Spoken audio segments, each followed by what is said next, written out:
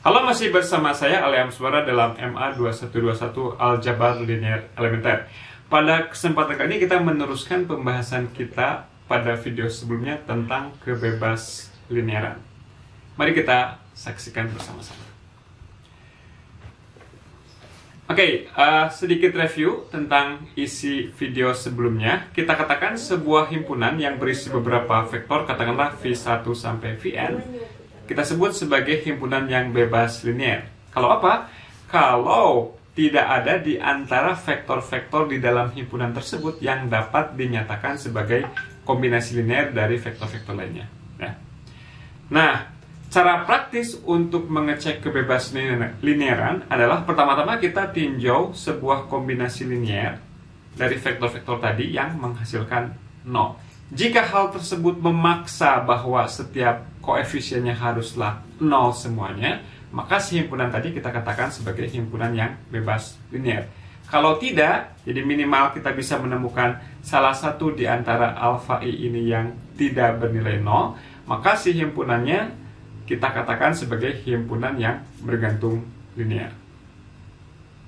Oke, contoh kita meninjau ruang vektor yang sedikit lebih abstrak dari yang sebelumnya. Pada video sebelumnya kita sudah melihat contoh kapan suatu himpunan di R4 atau R3 bebas linear atau bergantung linear. Sekarang kita meninjau ruang vektor P3, yakni himpunan semua polinom yang berderajat kurang dari atau sama dengan 3. Kemudian kita ambil ketiga buah polinom ini, P1, P2, dan P3 seperti yang tertulis.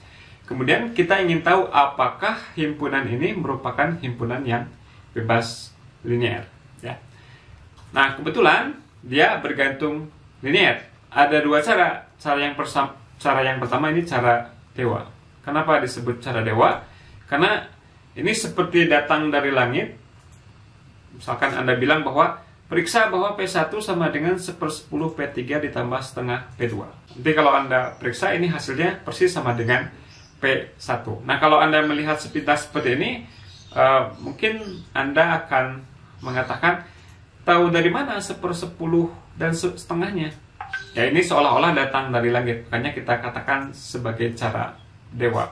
Meskipun sebetulnya si angka-angka 1/10 dan setengah ini bisa kita dapatkan dengan semacam intelligent guessing, ya, menebak dengan cara yang cerdas. Oke. Cara yang kedua, cara yang lebih normal, cara yang lebih alamiah, cara yang lebih algoritmis adalah sebagai berikut. Ya, kita gunakan petunjuk tadi bagaimana caranya untuk mengecek apakah suatu himpunan itu bebas linear atau tidak. Pertama-tama kita tinjau sebuah kombinasi linear dari P1, P2, P3 yang menghasilkan vektor 0. Dalam hal ini si vektor 0-nya adalah vektor 0 di himpunan polinom. Berarti apa 0-nya? 0-nya merupakan polinom 0, yakni polinom yang setiap koefisiennya 0. Oke, nah sekarang kita substitusikan P1, P2, P3 yang tadi sudah kita tuliskan. Gantikan ini dengan P1, ini P2, ini P3. Nah, sekarang kalau kita sederhanakan, kemudian kita kumpulkan yang mana yang mengandung X kuadrat, yang mana yang mengandung X, yang mana yang konstanta. Misalkan yang konstanta ini diperoleh dari alfa 1 kali 1 dan alfa 2 kali 2. Jadinya kita dapatkan alfa 1 ditambah 2 alfa 2. Nah, itu adalah konstanta di sebelah kiri. Sedangkan di sebelah kanannya adalah polinom 0 yang konstantanya 0. Berarti alfa 1 ditambah 2 alfa 2 sama dengan 0. Nah, dengan cara yang serupa untuk ekspresi yang mengandung X dan ekspresi yang mengandung X kuadrat kita dapatkan seperti ini. Nah, sekarang persamaan-persamaan ini tidak lain adalah sebuah sistem persamaan linear, ya. Dan kita tahu caranya bagaimana menyelesaikan sebuah sistem persamaan linear. Ya, ini bisa kita ubah ke dalam bentuk matriks terlebih dulu seperti ini. Nah, jadi pertanyaan apakah himpunan P1, P2, P3 itu bebas linear? Persoalannya menjadi kita reduksi, menjadi kita ubah menjadi persoalan apakah SPL ini punya solusi trivial atau solusinya trivial saja. Kalau solusinya trivial, yakni ketika alfa 1, alfa 2, alfa 3-nya semuanya 0, Maka artinya tadi menurut definisi kebebasan linearan, si himpunan tadi merupakan himpunan yang bebas linear. Akan tetapi kalau si persamaan bintang ini memiliki solusi yang tidak trivial, berarti si himpunan tadi bergantung linear. Nah, ini mungkin suatu kesempatan juga di mana kita tidak semata-mata hanya melakukan kalkulasi, ya. Cara yang standar tentunya ketika kita menjumpai persamaan matriks seperti ini, ya kita lakukan operasi baris elementer aja untuk mencari tahu apa alfa 1, alfa 2, dan alfa 3-nya. Akan tapi kita juga bisa menggunakan sifat, ya. Salah satu teorema yang pada materi sebelumnya pernah kita singgung adalah kapan suatu sistem persamaan linear yang homogen hanya memiliki solusi trivial saja atau punya solusi yang tidak trivial. Salah satunya atau beberapa di antaranya pernyataan yang ekivalen dengan ketrivialan dari solusi SPL homogen adalah kalau misalkan si matriks ini determinannya tidak nol, itu salah satunya.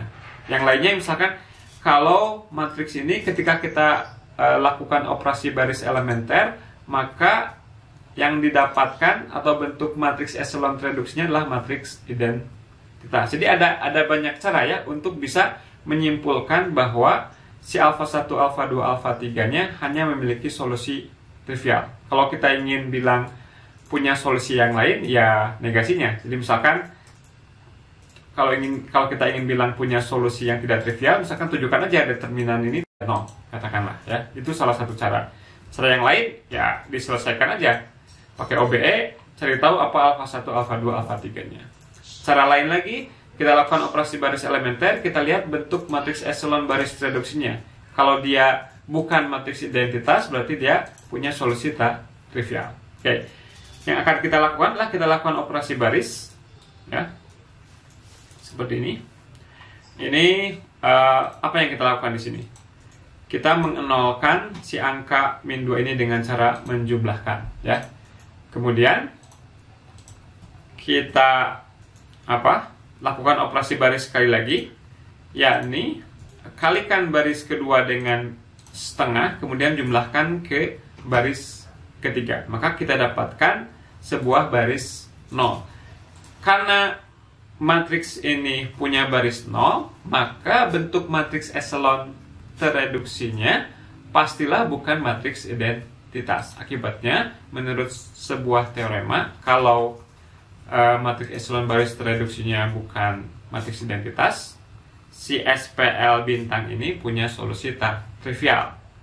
Konsekuensinya, himpunan P1, P2, P3 tadi merupakan himpunan yang bergantung linear.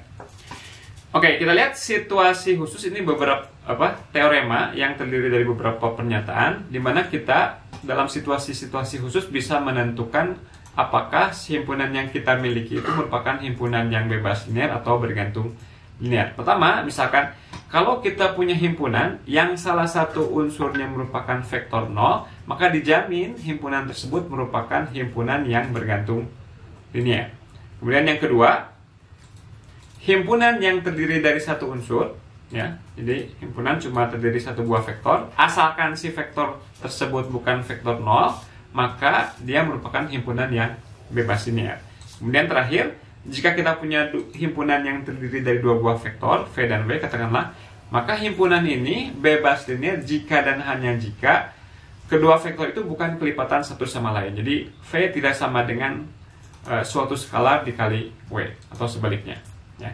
Kita akan buktikan yang pertama, nanti Anda bisa mencoba untuk membuktikan dua pernyataan berikutnya. Oke, untuk yang pertama, katakanlah si himpunannya adalah himpunan ini, 0, V1 sampai Vn. Ya. Nah, kalau kita ingin menunjukkan dia bergantung linear, cukup kita tunjukkan ada koefisien-koefisien yang membuat kombinasi linear dari vektor-vektor ini menjadi vektor 0 tanpa harus membuat semua koefisiennya 0. Salah satu cara adalah seperti ini. Ambil koefisien untuk vektor 0-nya adalah 1, kemudian koefisien untuk vektor-vektor yang lainnya adalah 0. Sehingga kalau kita hitung, yang sebelah kiri ini hasilnya adalah vektor 0. Karena kita jumpai sebuah koefisien yang tidak nol, maka kita bilang bahwa himpunan ini merupakan himpunan yang bergantung linier. Oke, berikut kita lihat teorema yang cukup penting, yakni kalau kita punya sekumpulan vektor, ada sebanyak R buah vektor, dia merupakan himpunan bagian dari Rn, dan kebetulan misalkan banyaknya R-nya ini lebih besar dari N, maka serta-merta kita bisa mengatakan bahwa si himpunan ini pasti bergantung linier, asalkan R-nya lebih besar dari N. Oke, gimana cara melihatnya? Misalkan kita tuliskan si VI ini kan masing-masingnya dia unsur di Rn. Jadi setiap vektor ini punya komponen pertama sampai komponen ke N. Untuk setiap I, vektor VI kita tuliskan komponen-komponennya seperti ini, V1I, V2I sampai VNI. Ya. Nah sekarang kalau kita ingin melihat kombinasi linear yang menghasilkan 0 seperti ini, ya. Kemudian ini bisa kita tulis ulang sebagai perkalian matriks. Ingat bahwa perkalian matriks itu adalah kombinasi linear. Ingat ini ya. Jadi kalau kita punya matriks ini dikali ini artinya alfa 1 dikali kolom pertama, alfa 2 dikali kolom kedua, sampai alfa R dikali kolom ke R. Persis seperti yang ini. Ya. Nah, sekarang kita punya sebuah matriks yang R-nya lebih besar dari N. Nah, R-nya ini kan menyatakan berapa banyak kolom si matriks ini. Sedangkan N-nya menyatakan berapa banyak baris dari si matriks ini. Nah, ketika kita membahas SPL homogen, kita tahu bahwa kalau kita punya suatu sistem persamaan linear homogen di mana banyaknya kolomnya lebih besar dari banyaknya baris, maka apa? Maka si SPL homogen itu punya tak berhingga banyaknya solusi. Karena punya tak berhingga banyaknya solusi, maka alfa 1 sampai alfa R yang memenuhi tidak hanya alfa 1, alfa 2 sampai alfa R yang semuanya 0 saja, ada yang lainnya juga. Dengan demikian, maka kita simpulkan si himpunan V1 sampai VR-nya merupakan himpunan yang bergantung linier. Oke, satu lagi contoh tentang kebebas linearan dari vektor-vektor, di mana vektor-vektornya ini berasal dari himpunan fungsi-fungsi. Ya. Oke, contohnya misalkan kita meninjau himpunan semua fungsi yang bisa diturunkan tak berhingga banyaknya kali. Ini biar apa? Biar aman saja kita ambil fungsi-fungsi yang berperilaku baik. Sebetulnya nanti nggak perlu dia bisa diturunkan sampai tak berhingga banyaknya kali. Cukup bisa diturunkan sampai n kali misalkan untuk suatu n. Ya katakanlah si himpunan ini memuat semua solusi dari persamaan diferensial order 2 seperti ini, yang homogen, ya. Himpunan semua Y yang memenuhi persamaan diferensial linear homogen seperti ini. Nah, ini Anda kan belum terlalu lama ya belajar tentang PD linear homogen di Matematika 2A semester yang lalu. Oke. Nah, ini bisa Anda periksa bahwa himpunan ini merupakan sebuah subruang dari C tahingga. C tahingga ini himpunan semua fungsi-fungsi yang bisa diturunkan tak berhingga banyaknya kali. Nah, ingat bagaimana cara kita mencari solusi dari persamaan diferensial linear order 2 yang homogen. Caranya kita tinjau dulu persamaan karakteristik R kuadrat kurang 2R tambah 4 dari sini. Kemudian kita faktorkan. Karena si persamaan karakteristik ini punya dua akar kembar, maka solusi dari persamaan diferensialnya apa? Ini kan 2, berarti solusinya adalah C1E pangkat 2X tambah C2. Ini harus dikali X lagi ya, kalau akarnya kembar. Ya. Nah, si himpunan ini bisa kita tinjau sebagai kombinasi linear dari E pangkat 2X dan X kali E pangkat 2X, atau dengan notasi span, ini tidak lain adalah span dari E pangkat 2X, X E pangkat 2X. Ya. Nah, sekarang kita ingin tahu apakah si span ini dia sudah efisien, ya? Apakah ini merupakan kelipatan yang satunya lagi, atau apakah himpunan ini merupakan himpunan yang bebas linear. Nah, caranya sebagai berikut. Kita klaim bahwa himpunan ini bebas linear. Ya, mengapa? Kita tinjau seperti ini. Ini apa? Sebuah cara yang bisa kita perumum ketika kita meninjau lebih banyak fungsi. Misalkan tidak hanya 2 buah fungsi saja, bisa 3 atau lebih banyak lagi. Jadi caranya adalah kita pertama lihat, misalkan alfa 1 F1 ditambah alfa 2 F2 sama dengan 0.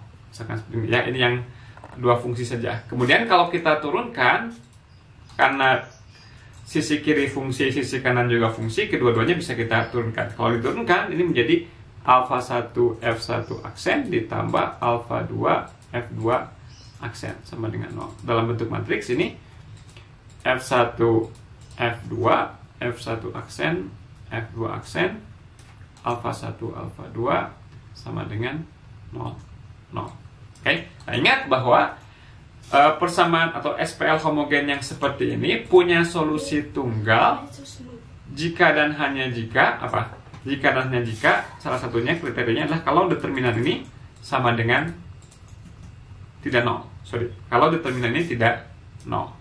Ya, jadi cara yang kita akan lakukan adalah kita cek si determinan.